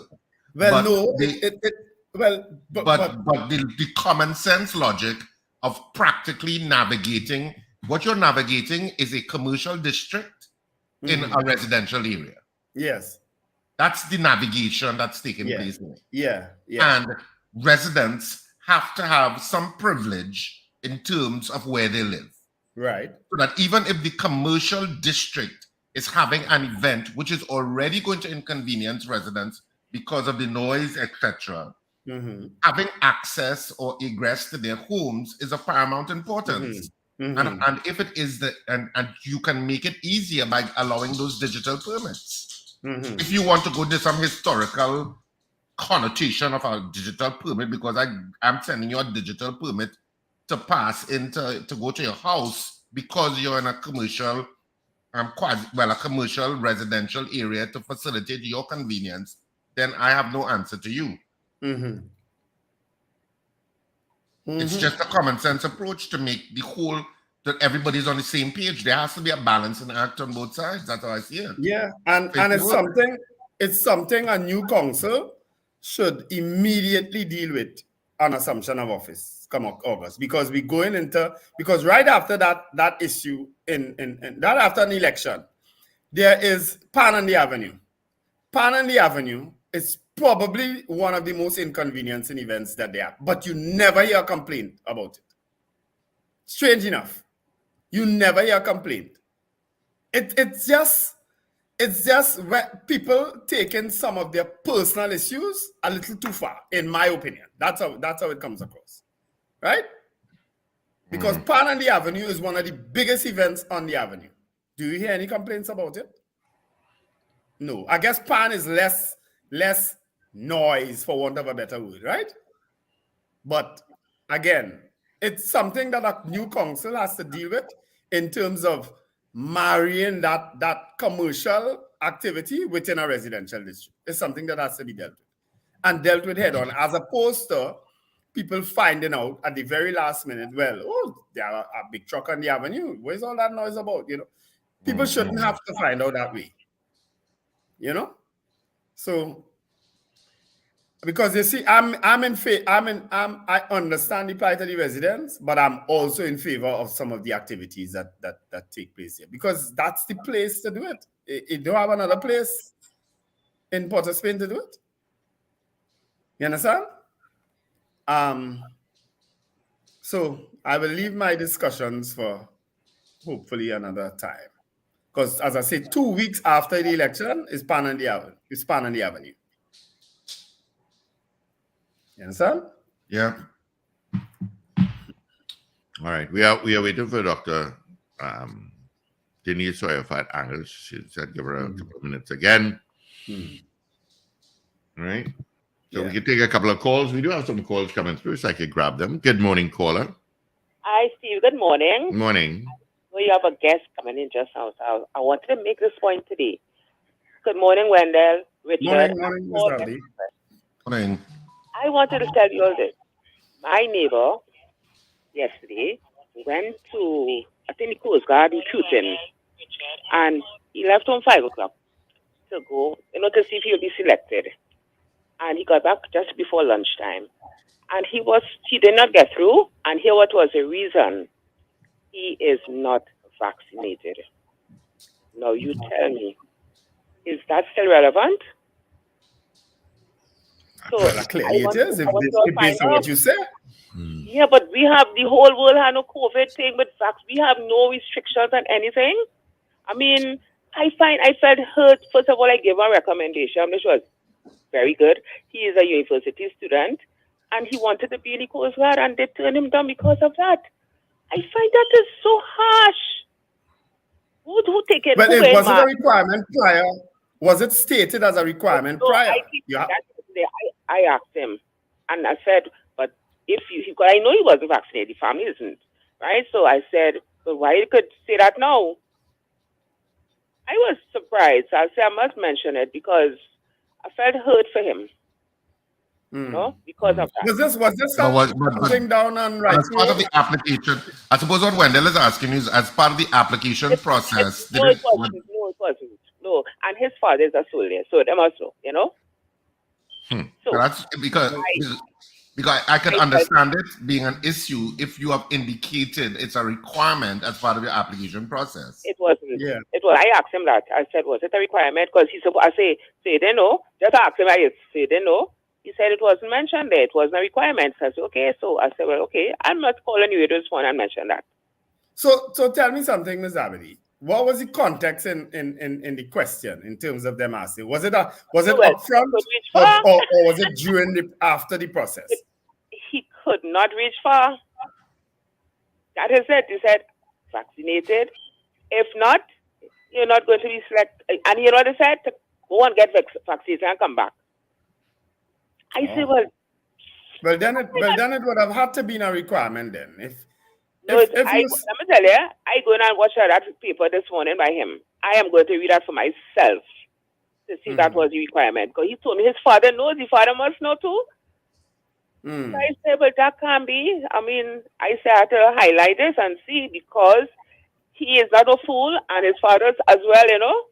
So I'm going to read that information this morning. All right. But maybe somebody else could help us with that information. Because if this was something that happened next to St. Christopher's gas station, what's that? Is UTT there, right? On Rice Road? Is that the UTT building where John Donaldson Technical? Right. Because I came down the road yesterday about 4 a.m. and there were a long line of young fellas there. And I was wondering, what is this? Because I actually went into the gas station. And I was wondering, what was that about? So maybe it was there that the recruitment took. Yeah. Yeah. All right. All right. Thank you. Okay then. Thank you. All righty. Good morning. Good morning, caller. Hi, good morning, guys. Morning. Yeah, you're so right, Wendell, about the problem mostly is like the police officer, because I remember I have a family that lives in the Woodbrook area. And he's showing him his driver's permit with his address, which is just like 2 streets away. And the policeman still didn't want to let him pass. He said, well, I live here. Look at my driver's permit. This is my address. Yeah. That is why, if you know, like countries in the Caribbean, Saint Martin, which is both a Dutch and a French country, they have their carnival celebrations over a 3-week to a month period. And they hold everything in their village. Just like what Mr. Manning wanted to do, have an area designated for carnival. And all the events happen in that area.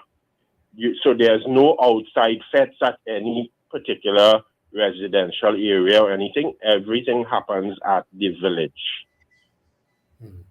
And I've been to their carnival many times. And everything happens at that. One night they might have a Latin night, they might have this concert, whatever. And it all happens in the village. They have the bars, they have the eating areas, everything exactly like what Mr. Manning wanted to do. And people were against it. Yeah. Now the smaller Caribbean islands, they have done that, and it's very successful. All right. Trinidad, we always have anything we do here is always on a grander scale than anywhere else. And which is what makes Trinidad and Tobago such an attraction for some people because of the different places they can go to get some type of entertainment. That is what is our main attraction. So who comes to Trinidad now and ain't want to go on the avenue, you know? You understand? At one time it was Western Mino down by Smokey and Bunty. Now it's the avenue or on the boulevard. You know, that's what people come here for sometimes. You know, so how do you fix that? Getting everybody on board. It's a tough job, but it has to be done. Somebody has to do it and do it in a sensitive way. Too many times we have insensitivity taking place. I'm wondering, is there, as you talked about the boulevard, is something happening by 51, Steve? 51 closed. Yeah. I see like some renovations or something. Yeah, some renovations are taking place in 51 right now. All right. Is it 51 renovating or somebody else? Not sure. Oh, okay. Is one owner, not so, of that building with town?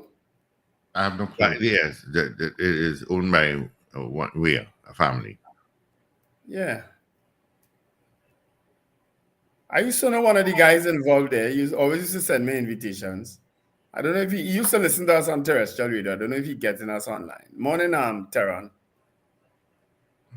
Yeah, morning, Teron. I haven't seen Teron in such a long time. Too. Yeah. I bounce up Teron every now and then when I go into the bank. But his wife is no longer at that branch either. But I still see him. He banks there still, so I see him from time to time. All right. So we are taking some of your calls while we wait for Dr. Denise Farangas to come into the program. She's just being held up a little bit. She had another interview early on. Bandit. So we'll take a couple of your calls. Good morning, H.S. Wilson. What are you saying here? Let me just see what you're saying here.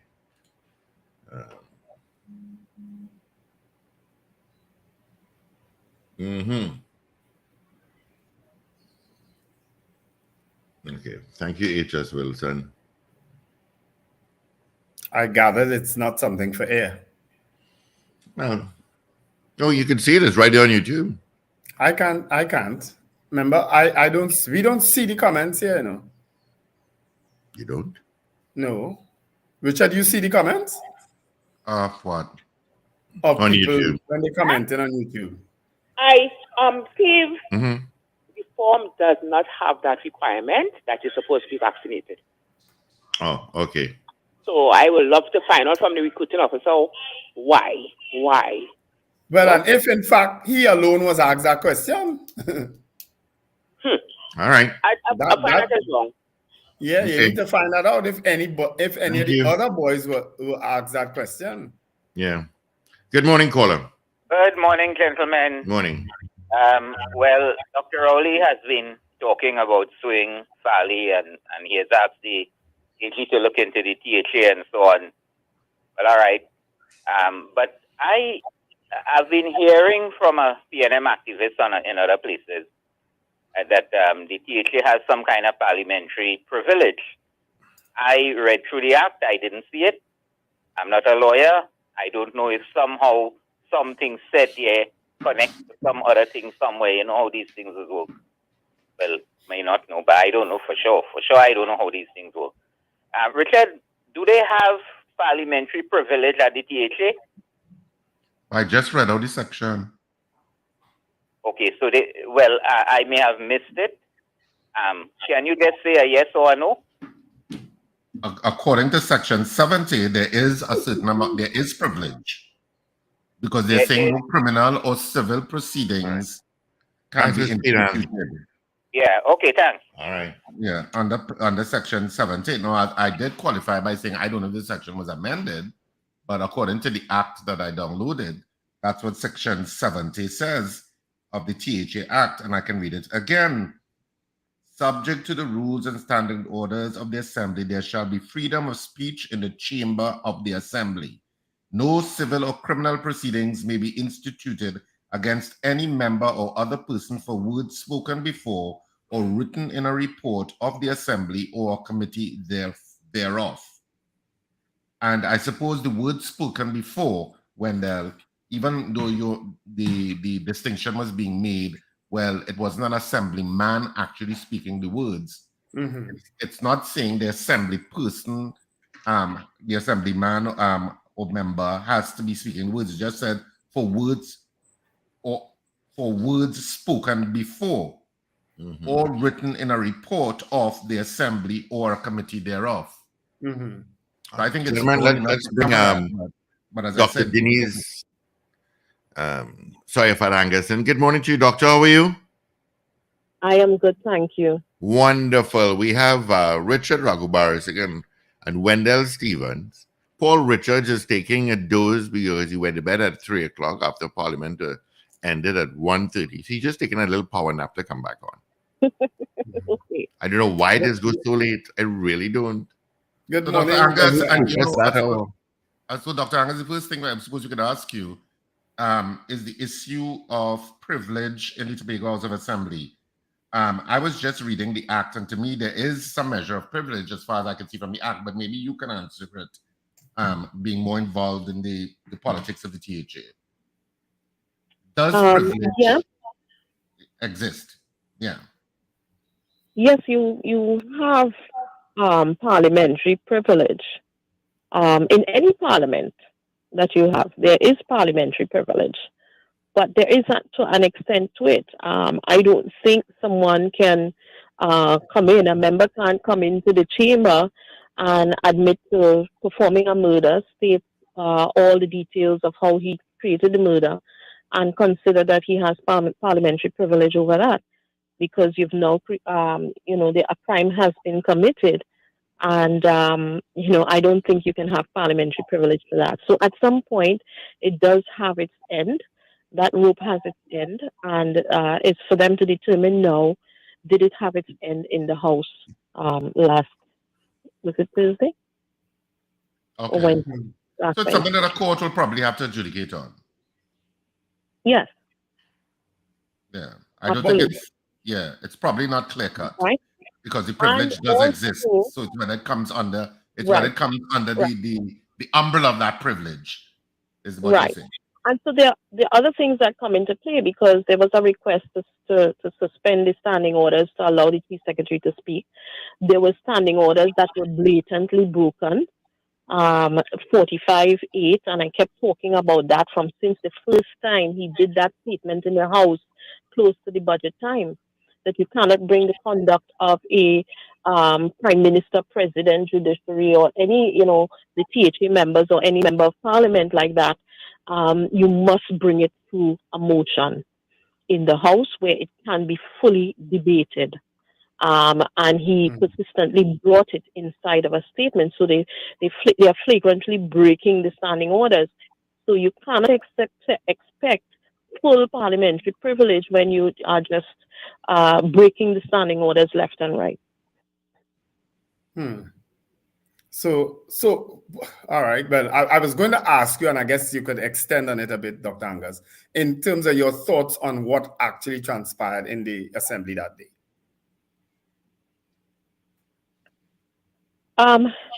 It was a disgrace.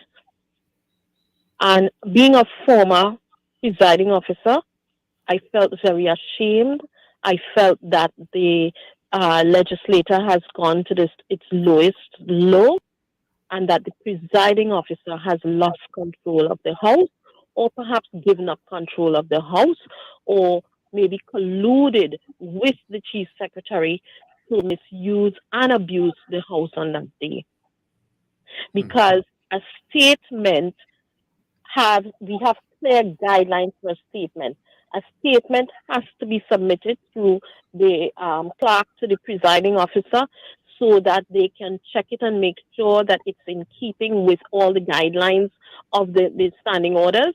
And once the presiding officer approves that statement, she then goes into the House, and whoever is reading that statement has to read it verbatim as she approved it.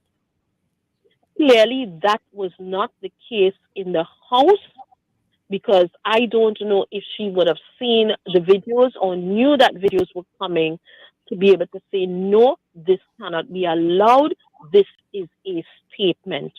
To see that, 45-8 was broken, which when you look at the whole sitting, she was not, it seemed like she was not even aware of 45-8 until the minority stood on a point of order. So it tells me that she is not doing her work, researching and doing everything that she needs, and even utilizing the staff, because she has experienced staff. So clearly she's no longer utilizing the staff or not taking advice from the staff in terms of, approving these statements to go into the House. Yeah. The issue, the issue, of course, there were revelations made, and of course, it went into the media. It was a front page news of all the daily newspapers. So Tobago seems to be making national news quite often these days in terms of the main lead stories that editors are deciding to go with. How do you think that this is going to affect Farley Augustine and his group, who are the current administrators of the THA, in any way that will force them to go to an early election? At this point, the only thing that can force them to go to an early election is that they decide for themselves they can no longer be bothered with this, and they come together in the House and vote to dissolve the House. Alternatively, the only way it can be done is if someone is charged and convicted.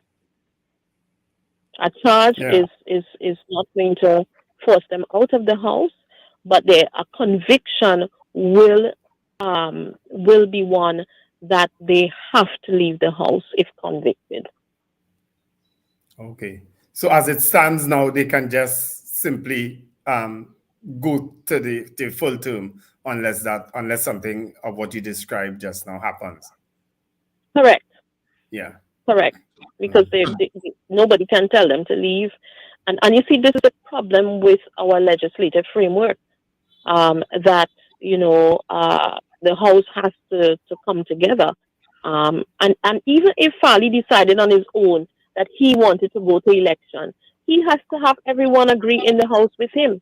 Many of them have loans for cars and, how many outstanding debts. Many of them have not even come close to the salaries that they make now. And so you are telling them to leave their office, and some of them may not feel that they want to leave. So it's up to every man jack to decide, put in a vote towards dissolving the House when it comes to calling an early election.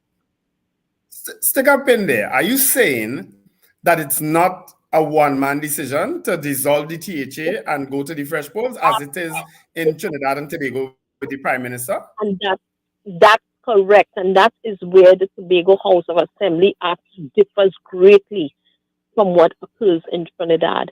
In Tobago, a vote has to be taken in the House, and the majority have to say, yes, dissolve the House, and then the House will be dissolved, and elections, persons go into preparation for elections. Apart from that, the House stands. Okay, we were not aware of that. At least I wasn't aware of that. Yeah, I wasn't aware of that either. I thought the power rests with the chief secretary, but because in your mind you kind of see it as a parallel to the prime minister. Yes, you think a lot of those kinds of powers rest with the chief secretary. No. Well, then you're right. That house will probably never be dissolved in these circumstances. Correct. Yeah. So you would be getting some input from people on the ground and Tobagonians in terms of looking at what is happening.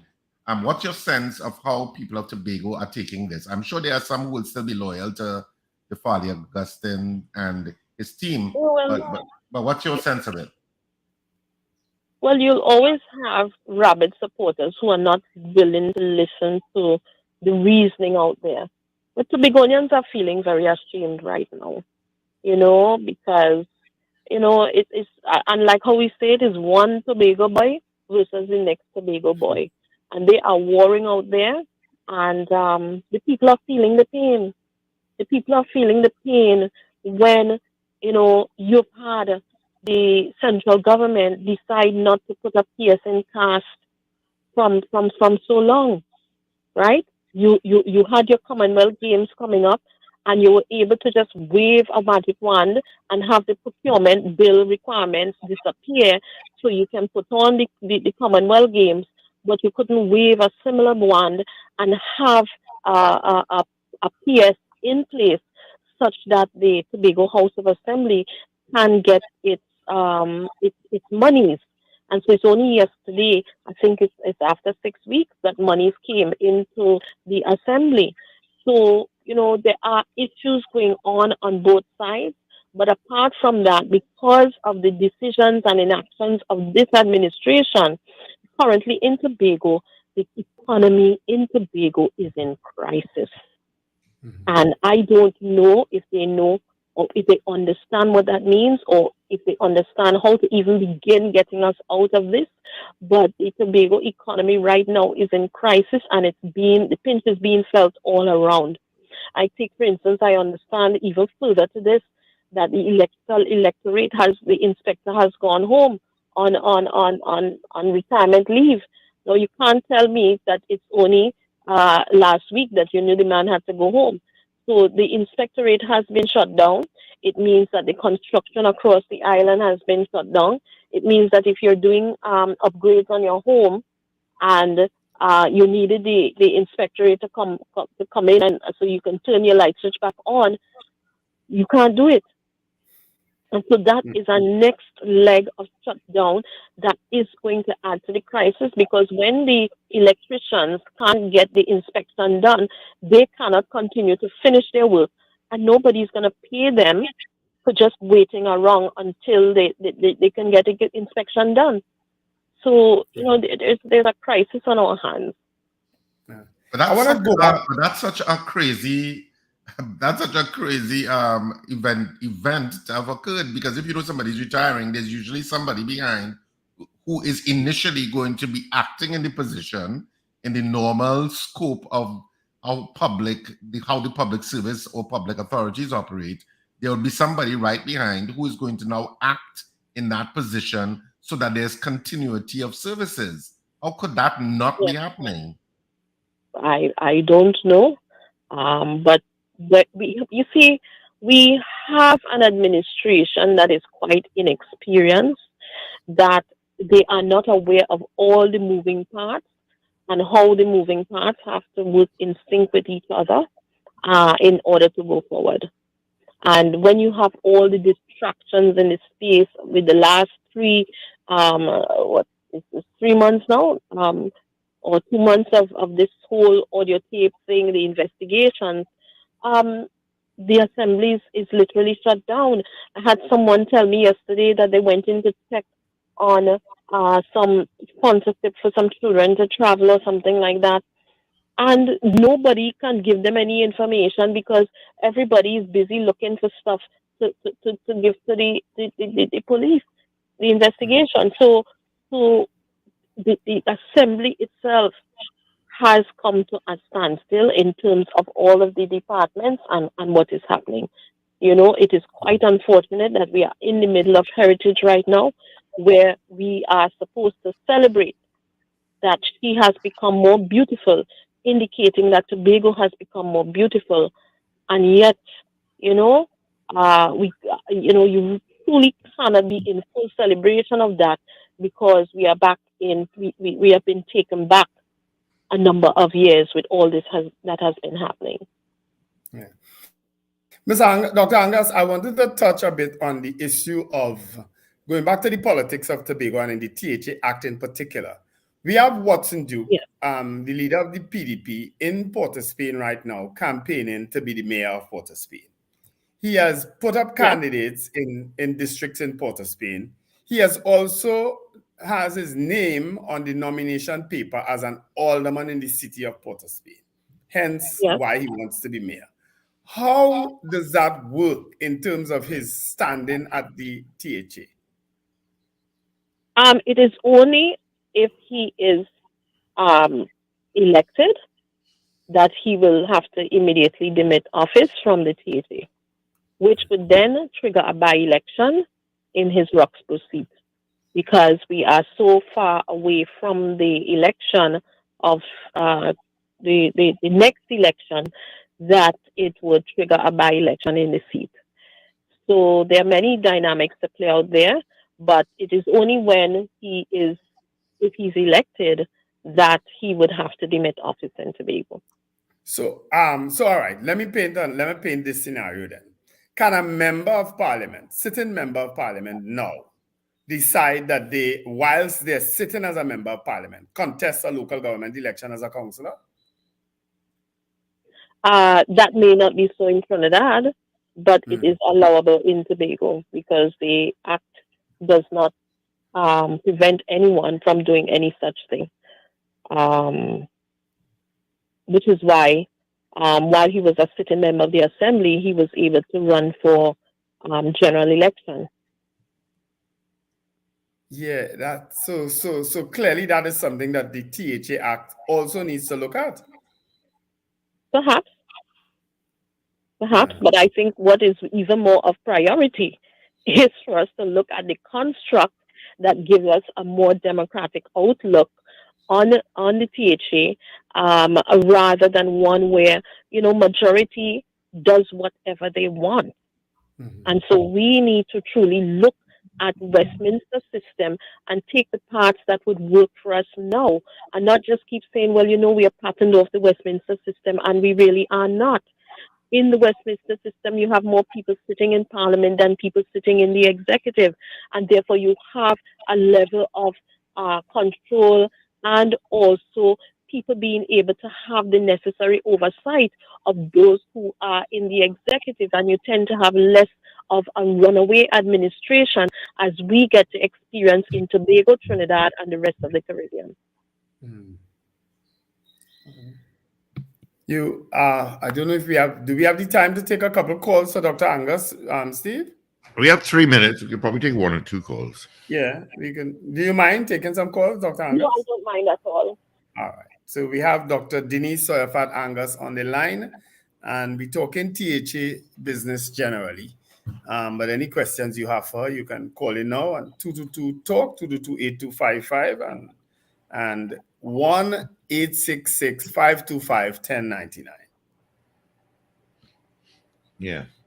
All right. As we head up towards our 8 o'clock news brief, of course, Avi will be in. Did we miss anything, Dr. Angus? I don't think that you have missed anything. Perhaps one area that I would like to mention is my concern for the whistleblower bill when it comes into an act, for it to be truly a reality, because what the chief secretary did is you tape someone who you call a whistleblower, you tape them without their knowing, and then you took that tape into a public space, exposing them. I don't know how many whistleblowers we will get with that act when persons realize that you could be taped and you could be put on public blast, and there may be no repercussions for doing something like that. So in one fell sweep, he has destroyed the tenets of the bill.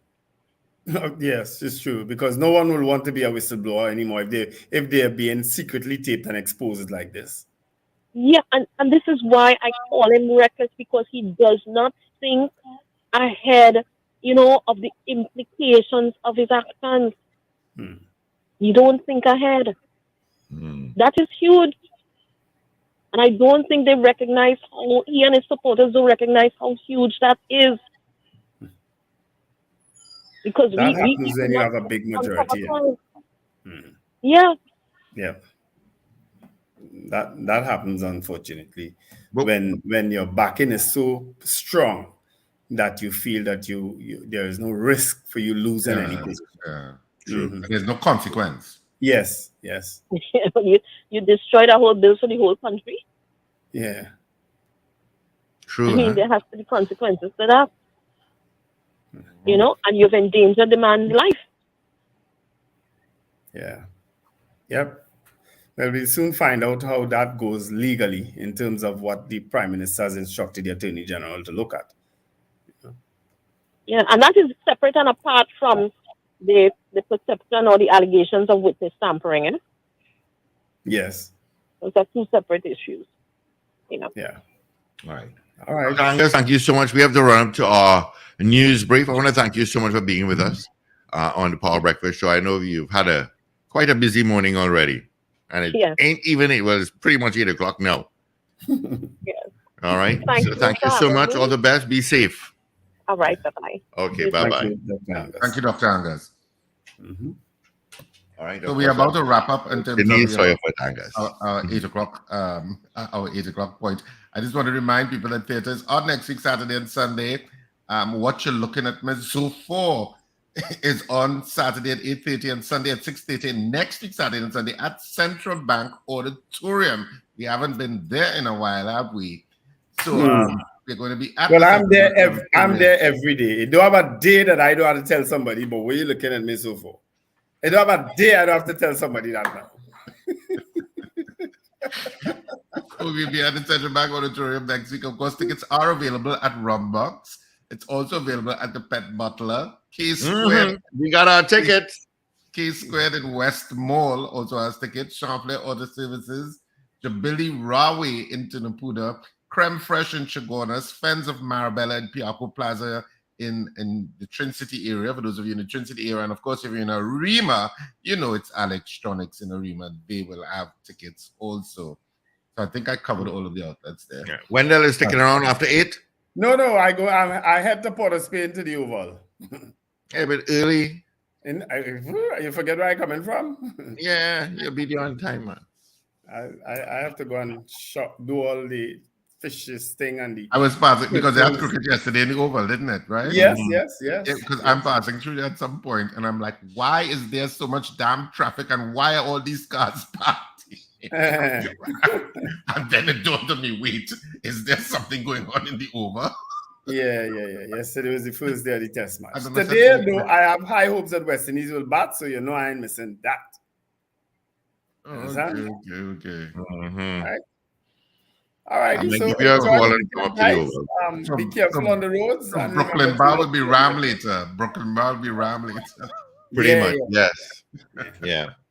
All right, guys. Have a good one. Speak with you Bye-bye. bright and early come Monday morning. Enjoy your The weekend cricket. has begun, people. Put a smile on your face. Come on. All right. As we end our YouTube stream as well till Monday morning at 6 o'clock. You'll join us back on YouTube. All right. Of course, I'll stick around a bit. I'll take some of your